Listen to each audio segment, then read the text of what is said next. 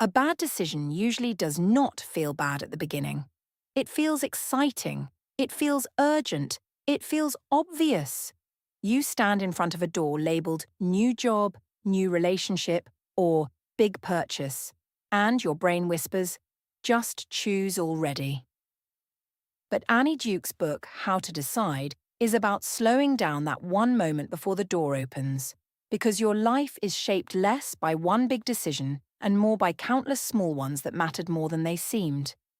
This book is not asking you to become perfect. It is asking you to become a little more honest with yourself before you decide.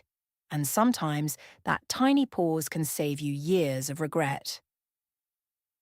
The wrong question can trap you. Maya is thinking about leaving her job. She asks herself, should I quit or stay? At first, that sounds like a clear question, but it is actually a trap, because it gives her only two doors, one labelled stay miserable and one labelled jump into the unknown. The first step in better decision-making is not choosing faster. It is framing the decision better. Instead of asking, should I quit or stay? Maya asks, what problem am I trying to solve? Suddenly the room changes. Maybe the problem is not the job. Maybe it is the manager. Maybe it is the long commute. Maybe, when you name the real problem, new doors appear. A better question creates better options.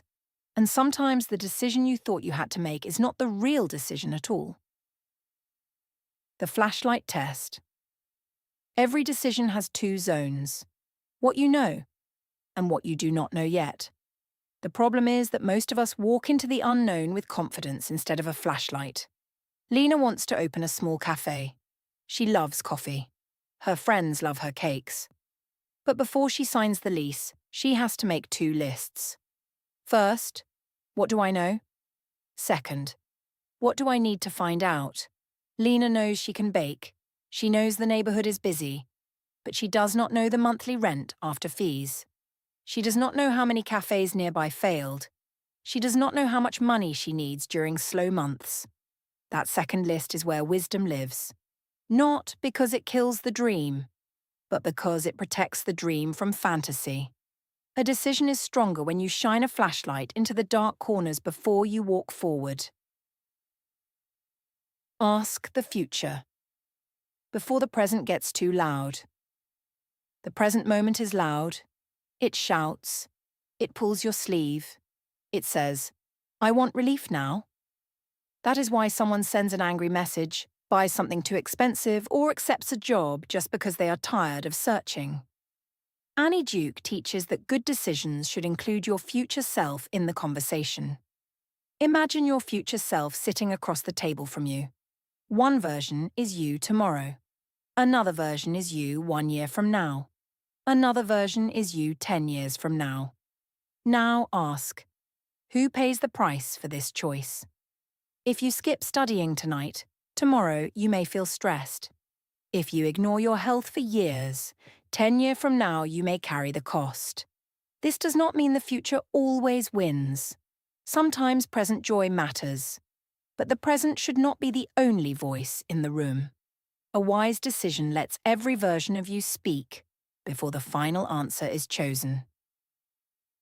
The pre-mortem. Visit the failure before it visits you. You are planning something exciting, a new project, a move to another city, a business idea. Instead of asking, how can this succeed? Annie Duke suggests a stranger question. Imagine it is 6 months later, and this failed. What probably went wrong?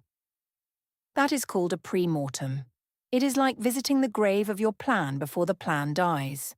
At first, it sounds negative, but it is actually protective. If your project failed, maybe the budget was too small. Maybe the timeline was unrealistic. Maybe nobody was responsible for the boring details.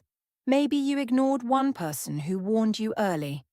The pre-mortem gives problems a chance to speak while there is still time to fix them. A dream becomes more realistic when you are brave enough to imagine how it could break. Watch out for the story. Your brain wants to tell. The human brain is not just a thinking machine. It is a storytelling machine. And sometimes it tells a beautiful story before the evidence arrives. Omar meets a business partner who is charming, confident, and well-dressed. Within 10 minutes, Omar's brain writes the story. This person is successful. This person is trustworthy. This opportunity is special. But what facts does Omar actually have?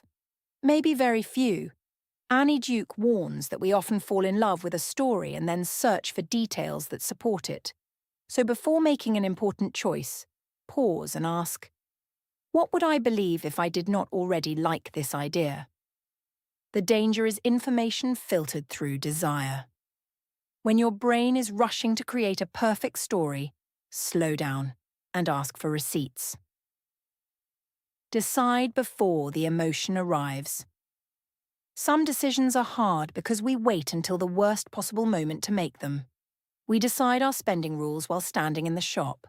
We decide our boundaries while someone is pressuring us. By then, emotion is already driving the car. Annie Duke suggests making some decisions in advance, before the situation gets hot, before your ego gets involved, before fear or excitement grabs the steering wheel. For example, before applying for jobs, decide what salary, commute, and work culture would make you say no. This is not rigidity. It is protection. You are giving calm you authority over emotional you. Because the best time to build a bridge is before the river floods. Better decisions, not perfect decisions. The biggest lesson of how to decide is not that you can remove uncertainty from life. You cannot. There will always be missing information. There will always be surprises. There will always be things outside your control. But Annie Duke gives us a better way to walk through the fog. Frame the real problem. Look for more options. Separate what you know from what you still need to learn. Invite your future self into the room. Imagine failure early enough to prevent it. Imagine success clearly enough to build it.